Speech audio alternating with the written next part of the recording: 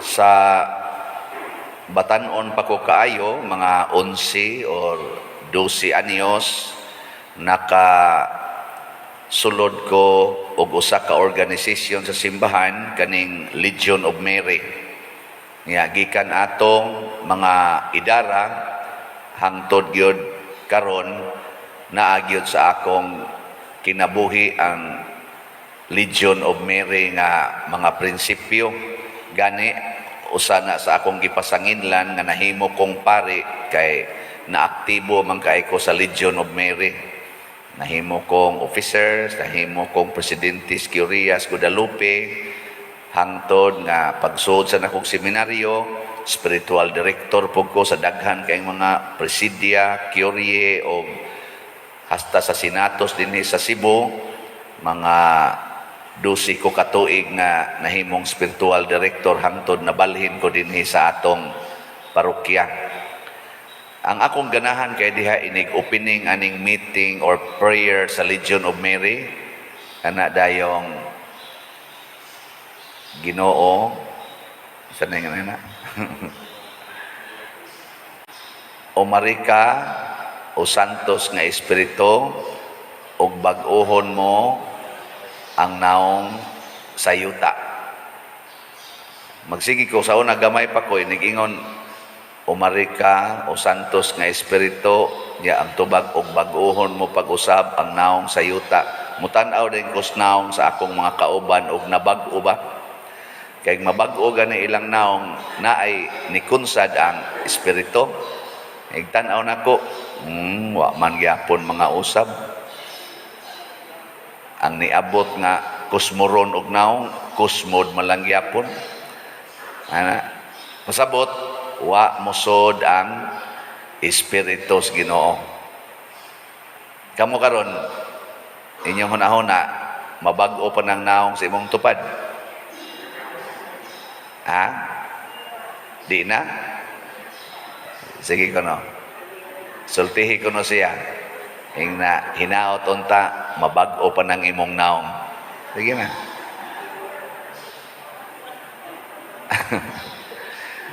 Ako ning hisgutan tungod kay sa atong ikaduhang pagbasa nindot kaayo ang gipadayag dinhi nga na ako noy bag-ong langit ug bag-ong yuta, nahanaw na ang daang langit ug daang yuta. Gibag-o na nya do na kunoy ang katungga lingkod sa trono adtong bag-ong syudad niingon kuno ako nang gibag-o ang tanan. So ang word nga gigamit gibag-o wa giilisan. Wa mingon nga giilisan ko na ang tanan. Kay kung ilisan ang tanan pasabot posible nga kita dinhi inigabot na to dito dili na kita dili na Spadersiano inigabot dito atong bag-ong lugar. Kay ningon man si Jesus mag-andam ko og lugar para ninyo. Nya kun mingon siya ilisan ko ning tanan aw di mga usab dito gibag-o lang murag kung sasakyanan pa gi-overhaul or sa ato pang mga balay gi saman renovate. Pero maura ko na siyang balaya wa ko na siya usba nya unsa may hinungdan nga mabag-o ang atong kinabuhi ug ang atong kahintang. Ang makapabag-o gyud mao ang atong mga buhat. So kanang buhat makapabag-o gina. Pananglitan ang babae mukuyog sa lalaki. Nya magbuhat sila og buhat sa laki og sa babae kanang buhatos minyo. Unsa may hitabo iniguli? Oh. Bag-o gina ilang naong. Ambot og monindot ba kay na duha man ni ka klase ang pagkabag-o na bag-o kay ninindot nasay nabag-o kay nabati. Anya og magtinukhanga ito sila unsa may mahitabo iniguli nya ulitaw pagdalaga unsa man sila naong. Oy bati kay sila naong iniguli luya minghoy ana. Pero og kinasal sila nang kasal ba niya wa gyoy hikapay kay giritin lagi ang akong virgin nga babae, pagka virgin nga laki, nya human dayon nagminyo dayon. Pag humagkasal, naghanimon. Pag uli, unsa magnaw? Ha? Awa mo kasuway na gidana. Murag naglisod na magumugtubag sa ato pa wa gid tingali mo'y nakita nga inana no.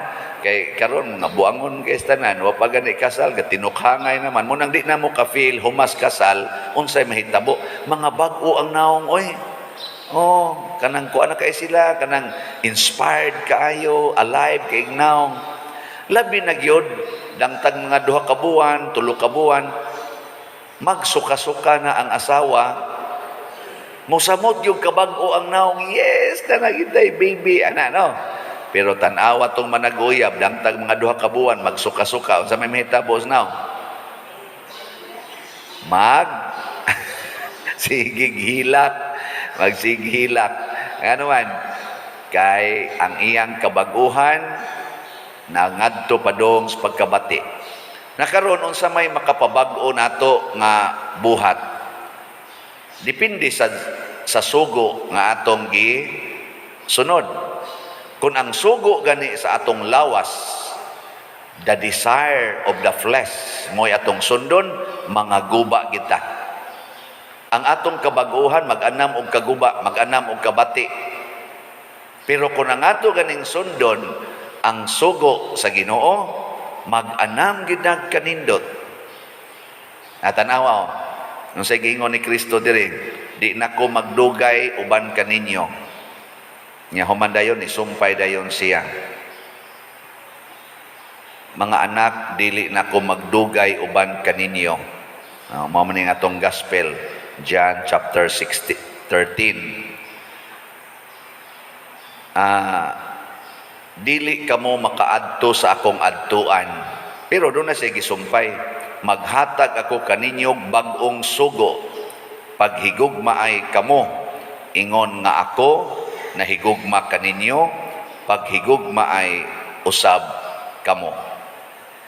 Kining gugma, sugo ni Ginoo, mao ni makapabag-o nato padong adto sa nindot. Gugma ba?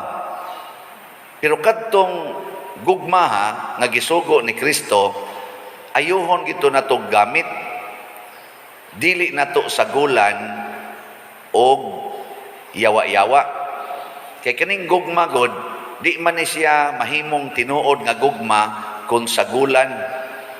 Pareha gud anang puti kayo ang imong gigpalit nga pintal, kay imong ipintal sa imong bongbong, gusto ka nga mo puti.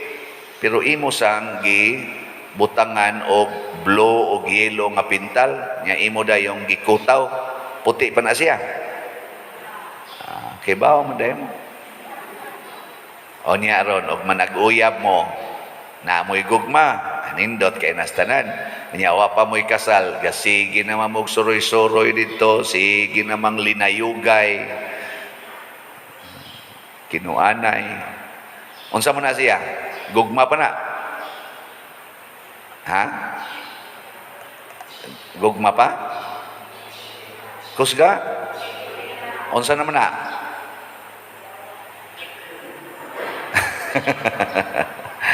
Sa in English, dili na na L-O-V-E, dili na na love. Unsa naman na? L-U-S-T, lust, kaulag, lawas nung kahinam. Mo na inyong kuan, mo na gigamit. O niya ron inig kaminyo. Ni kaminyo na. Di naman maghinikapay. Naglagyo naman. Unsa naman sa nasiya? Gugma pa na. Ha? Di naman magduog og higda. Unsa pa na? Gugma pa na sa banag asawa. Di na. L-U-S-T po na. Gana, lawas nung kahinam. Nya kay dawa naman tong lawas nung kahinam, lagyo na kay luod na kay kagnaong na panagsaan na lang ni nato once a year. Kana lang panahos ding anniversary, formality lang ba? Formality. Oy, dili. So ang gugma di ay magbase gyud sa sugo sa Ginoo. Nya unsaon man ta paghigugmaay, unsaon nato paghigugmaay, matud pa niya, paghigugmaay kamo sama sa akong paghigugma kaninyo. Ug mabag-o gyud ta, basta mao na ni ang gugma nga atong gamiton. Muna sa unang pagbasa, sila si San Pablo, ilang gisunod ang sugo sa Ginoo, gugma sa pagsangyaw. Nya unsa may gisulti ni San Pablo, pagsangyaw nila, kinahanglan nga kita mag-antos pag-ayo, una pa kita makasulod sa langit. Sa ato pa di ay, ang gugma kamaog yung moantos. Mo kinaisakto. Sige ko no, lingi ako no na imong tupad. Ing na siya ba, ing na antoson tika. Sige na. Uy, lingian ang tupad mo ing na antoson tika. Tanawa kanang dili kantos. Unsay maresulta? Magkagubot. Antos. Dinhi bitaw sa atong simbahan. Sige ragod, usbal ragod ninyo glibot og tan-aw ang atong simbahan. Nganong nabag-o man ni siya. Wa na to giilisan. Nabag-o. Unsa man ning atong pagkabag-o? Nibati or ninindot? Tungod ni sa naghigugmaay nga mga debutos, debutas sa San Vicente Ferrer o sa Mahal nga Birhen o mga magtotoo sa Ginoo nga miila nga kita usa ka simbahan. Kana bang palit-palit og slots ba? Mao man ay atong ekspresyon sa gugma. Ako nahigugma ko sa San Vicente Ferrer Paris. Nya, Lord, pinaagi aning akong pagpalit og slot, akong ipadayag nimo ang akong gugma. Pagkanindot di ay maghigugmaay ta. Pagkadaghan sa malipay, pagkadaghan sa mahimong balaan. Pero lagi, muagi tas pag-antos. Antos sa pag-share sa imong bahandi. Antos sa pagsunod sa sugo sa Ginoo.